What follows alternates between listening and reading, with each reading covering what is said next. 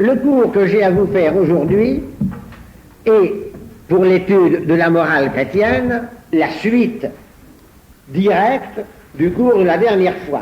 Comme je vous l'avais annoncé, c'est un seul cours en 2 séances, parce qu'il est trop long pour faire en une fois. En morale naturelle, nous avons défini en seconde année l'acte moralement bon et l'acte moralement mauvais. En morale surnaturelle ou chrétienne, il va falloir définir l'acte surnaturellement bon, par lequel, parce qu'il est surnaturellement bon, nous méritons la vie éternelle, que nous ne serions bien sûr pas capables de mériter par nous-mêmes, mais comme il s'agit d'un acte surnaturel qui nous est donné par la grâce, cet acte peut être méritoire de la vie éternelle. Eh bien, il résulte de tout ce que je vous ai dit dans la seconde partie du dernier cours, que l'acte surnaturellement bon, c'est l'acte motivé et inspiré par la charité, c'est-à-dire l'acte dans lequel le motif décisif, le motif pour lequel on se décide, le motif auquel la liberté donne sa préférence et qui emporte la décision, c'est l'amour de Dieu pour lui-même.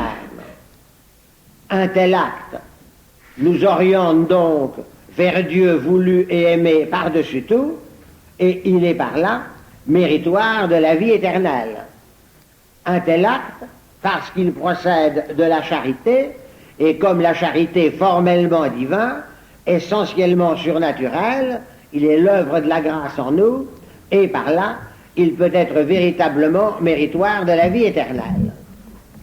Ce que je viens de vous dire là entraîne une conséquence très importante. C'est que, comme je l'ai déjà marqué la dernière fois, le christianisme est quelque chose de prodigieusement simple. Il ne comporte pas des actions géniales, héroïques, extraordinaires, admirables aux yeux des hommes, qui mettraient en jeu de hautes aptitudes naturelles.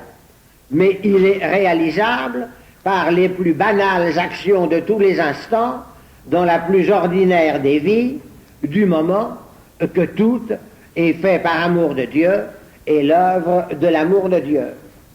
Et ceci est accessible même à ceux qui sont les plus pauvres, les plus démunis en aptitudes naturelles. Ça pourrait même être accessible à des êtres tarés, à des déchets humains, s'il subsiste en eux le minimum de liberté pour adhérer à Dieu par amour et faire par amour de Dieu les très pauvres choses qu'ils sont capables de faire.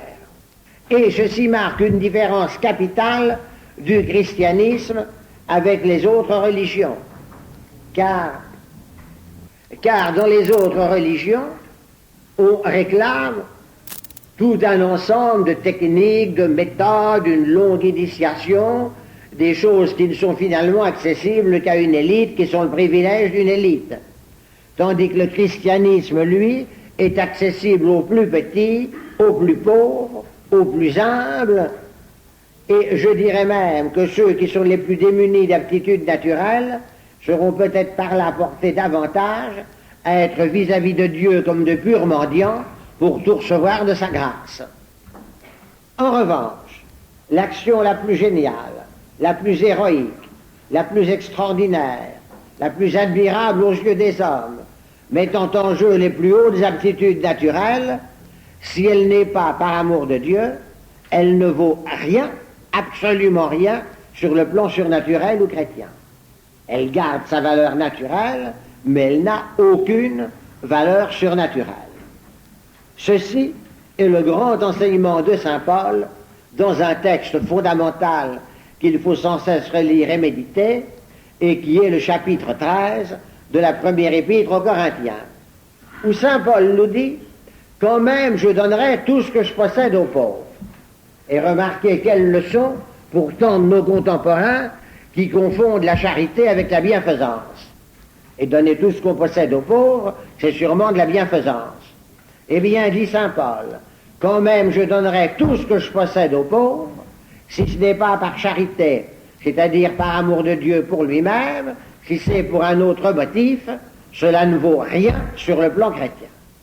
Et voici maintenant le paquet des amateurs de courage et d'héroïsme. Quand même, dit saint Paul, je serais capable d'héroïsme, jusqu'à livrer mon corps aux flammes pour être brûlé vif. Quelle leçon pour les journalistes et les speakers qui ont mis en relief il y a quelques années des suicides par le feu. Quand même, dit saint Paul, je serais capable de courage et d'héroïsme, jusqu'à livrer mon corps aux flammes pour être brûlé vif, si ce n'est pas par amour de Dieu pour lui-même, si ce n'est pas par charité, si c'est pour un autre motif, par exemple par orgueil, cela ne vaut rien sur le plan chrétien. Et voici maintenant pour les amateurs de choses extraordinaires, pour les gens férus de miracles, d'apparitions, de visions, de révélations, quand même, dit saint Paul, je serais capable de faire des miracles jusqu'à transporter des montagnes, si je n'ai pas la charité, cela ne vaut rien.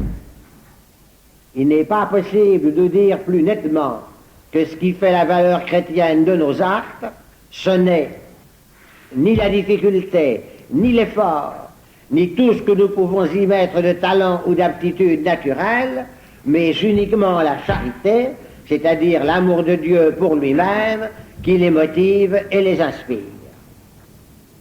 Et alors, vous voyez donc, de nouveau, d'une manière plus précise, à quel degré le christianisme est quelque chose de prodigieusement simple. Puisque donc le christianisme ne comporte rien d'autre que ceci, qu'à chaque seconde de notre vie, toutes nos pensées, toutes nos paroles et tous nos actes soient par amour de Dieu. Un point c'est tout, il n'y a rien d'autre dans le christianisme. Et ce qui fait la différence de valeur chrétienne entre deux actes, ce n'est pas la difficulté, ce n'est pas l'effort, ce n'est pas les talents ou aptitudes naturelles, c'est uniquement le degré de charité qui les motive et les inspire.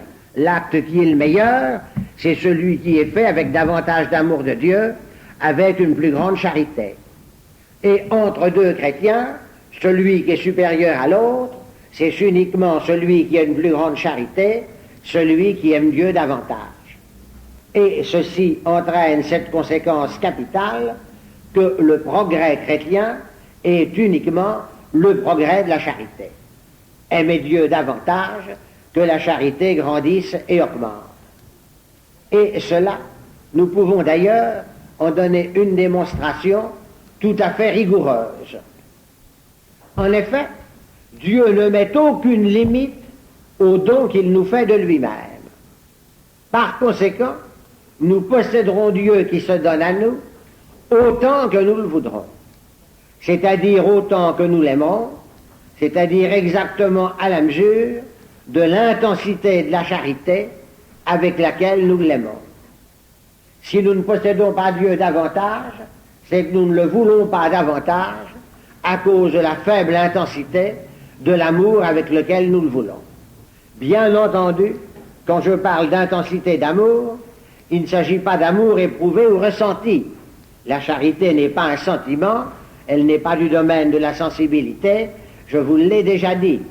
Ce que nous éprouvons ou ressentons n'a aucune importance et il n'y a pas le moins du monde à s'en soucier ou à s'en préoccuper.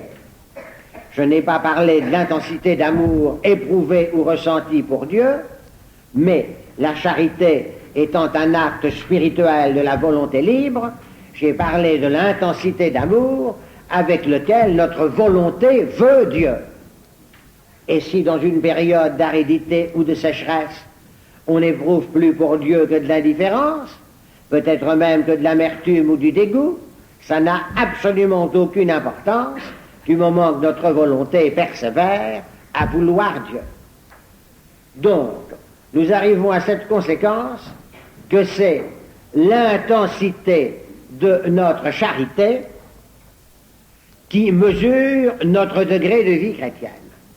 Notre vie chrétienne est exactement à la mesure de l'intensité de notre amour de Dieu. Marie à Nazareth, menant la vie la plus ordinaire d'une femme dans sa maison, passant son temps à faire la cuisine et la lessive, vaut plus et mérite plus que tous les saints réunis et que toutes les actions les plus géniales, les plus héroïques et les plus extraordinaires de toute l'histoire, parce qu'elle le fait avec davantage d'amour. Donc, l'unique problème de la vie chrétienne, c'est que la charité augmente, c'est que la charité grandisse. Eh bien, à ce progrès de la charité, il y a deux freins qui le retardent. Ce sont le péché véniel et l'imperfection. Premièrement, le péché véniel.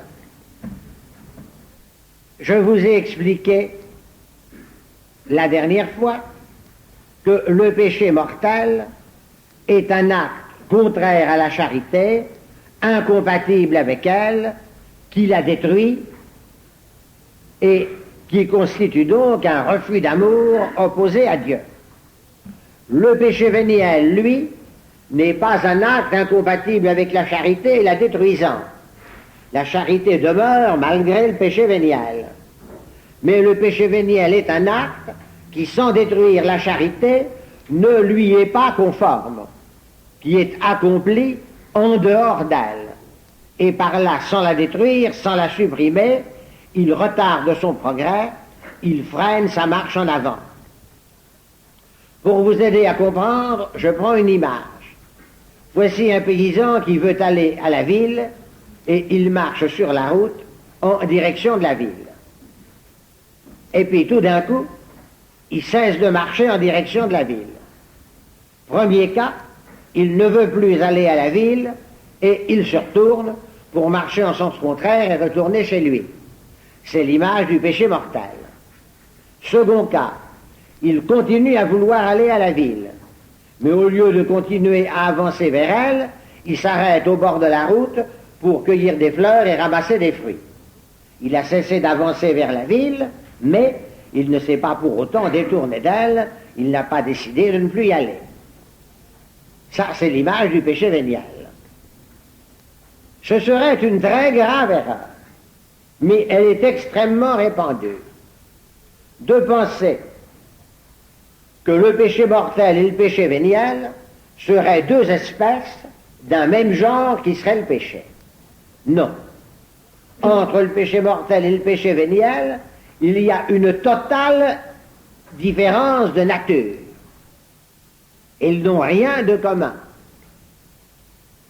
Parce que le péché mortel est un refus d'amour opposé à Dieu, tandis que le péché véniel est sans refus d'amour, une simple dérobade à l'amour.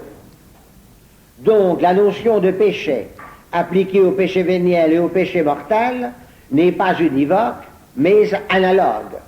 C'est-à-dire que la notion de péché s'y proportionne à des degrés divers. Et par conséquent, c'est une erreur, mais elle aussi très répandue, de prétendre qu'une accumulation de péché véniel est l'équivalent d'un péché mortel. Bien sûr, l'accumulation des péchés véniels peut prédisposer au péché mortel en habituant à se dérober aux exigences de la charité, mais il reste que le péché véniel étant d'une toute autre nature que le péché mortel, une accumulation de péché véniel n'est pas un péché mortel.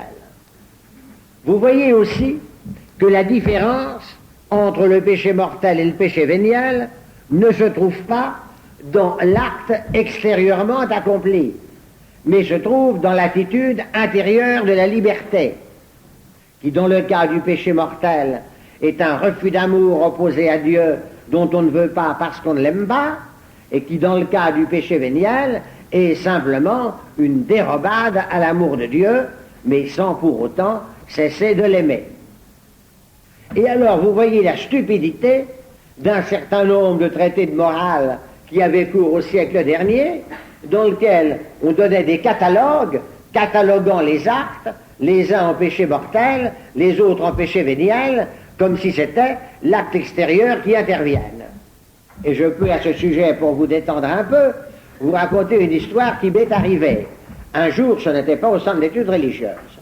À un cours que je faisais, une jeune fille demande la parole et me dit « Est-ce que c'est un péché mortel ou un péché véniel si on se laisse embrasser sur la bouche par un jeune homme ?» Alors, pour lui montrer la stupidité de sa question, j'ai gardé mon plus grand sérieux. Et avec le plus grand sérieux, je lui ai répondu C'est un péché mortel si la surface de contact dépasse 1 cm², et c'est un péché véniel si la surface de contact est inférieure à 1 cm². Voyez-vous, j'ai fait cette réponse pour ridiculiser cette manière de cataloguer péché mortel ou péché véniel selon l'acte extérieur, voyez-vous. Alors ça, bien entendu, c'est une histoire que j'ai inventée pour ridiculiser la chose, mais je me souviens de certains manuels de morale où on vous disait à partir de quelle somme un vol est un péché mortel.